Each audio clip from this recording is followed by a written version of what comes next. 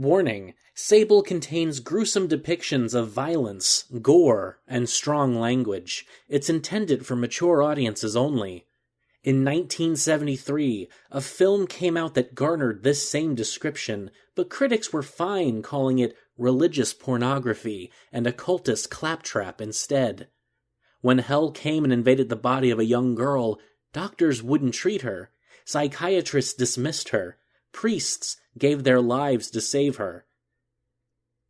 I want to introduce you to a new podcast called Inside the Exorcist. This is the story of faith and fury, causes and curses, of unbridled ego and the brute force of filmmaking. From Wondery, this is a deep dive into the story behind The Exorcist, and you have to hear the fear for yourself. Stay tuned for an episode. The following contains mature content. You've been warned. From Wondery, I'm Mark Ramsey, and this is part 1 of Inside the Exorcist.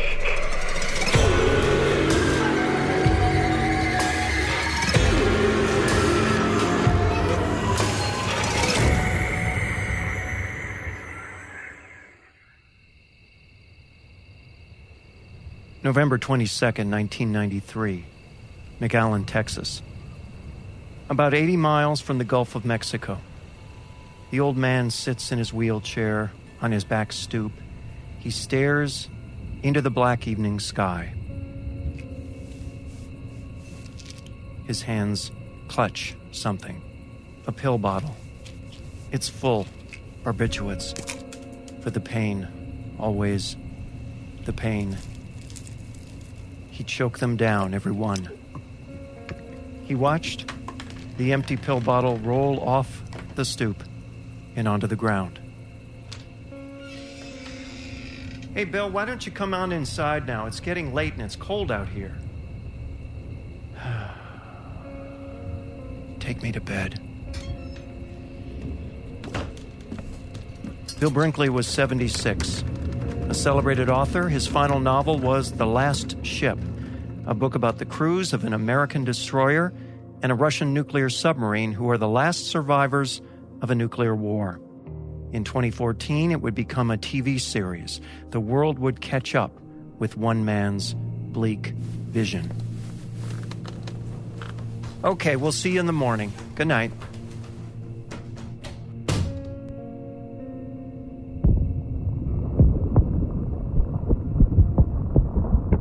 Brinkley could feel the pills burst in his stomach as he lay quietly in his pitch-black room. Eyes wide open, he watched the room stretch and sway.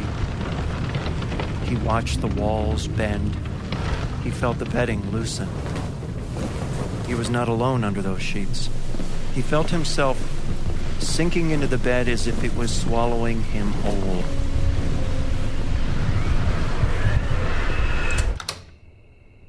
Bill, are you okay? I thought I heard something. I'm okay. Okay, good night.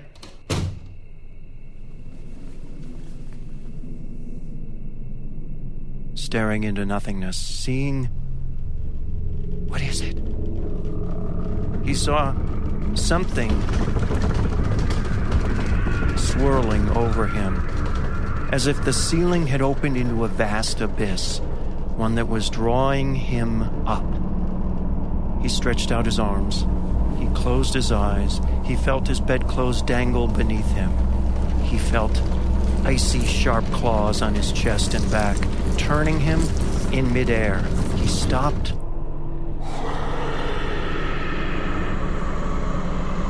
There was a vile, hot breath in his face. As life drained away, he opened his eyes one final time.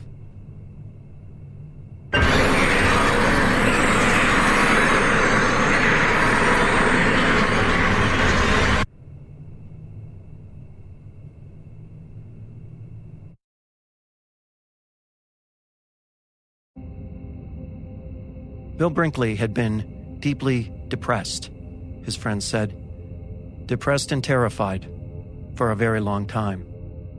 Brinkley had always been a writer. Before the books, he worked for the Washington Post. In 1949, he wrote the strangest story of his career, and it was all true.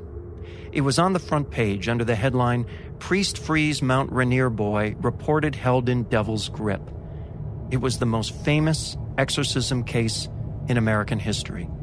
He could never shake the things he heard and saw then. There was no distance in time and space great enough to set him free. That's when the nightmares began. And November 22nd, 1993, is when they would end. But that story about the exorcism of a 14-year-old boy in a tranquil enclave of suburban Washington, that story would not die. It would haunt that boy forever. It would stick in the imagination of one Georgetown student who would later transform it into a horrifying best-selling novel. And the film based on that novel would terrify generations of moviegoers convinced that you or I at any time could be possessed by a demon. And it all began with a boy known as Robbie.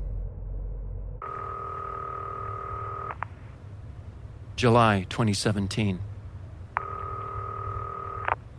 Hello? Hello, is this Robbie or Rob? Yes?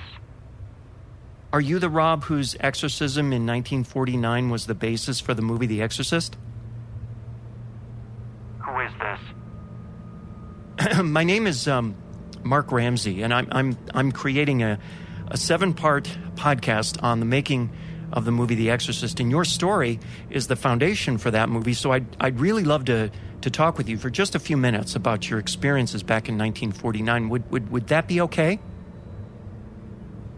Do not ever call me again.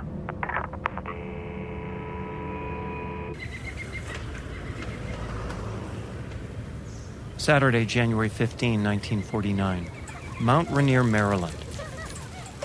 A pleasant, tree-lined neighborhood of close-packed stucco homes. Newsboys and pedestrians, smiles and waves. Everyone knew the folks next door. Even the mayor knew every resident by name. There were no strangers. There was nothing strange. It began with a drip. Robbie and his grandmother heard it. Robbie was a quiet boy, a private boy, not yet 14. "I checked the faucet in the kitchen, Grandma. How about you?"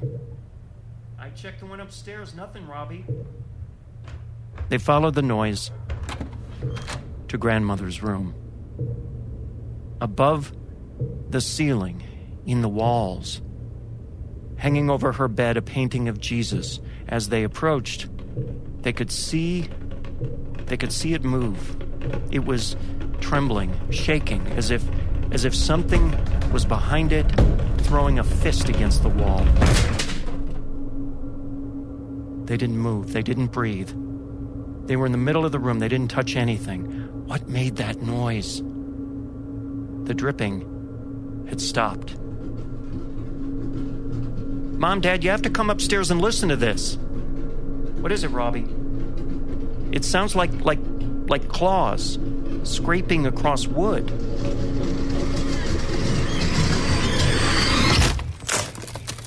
In the morning, an exterminator pulled up floorboards and ripped down wall panels. He was looking for rodents. He found nothing. It was a nuisance, an annoyance, but harmless. Harmless. A new day. Still, the mysterious scratching. Robbie's at home in the basement, alone. He's playing one of his favorite games. It was a gift from his Aunt Harriet in St. Louis. A polished wood board, a Ouija board.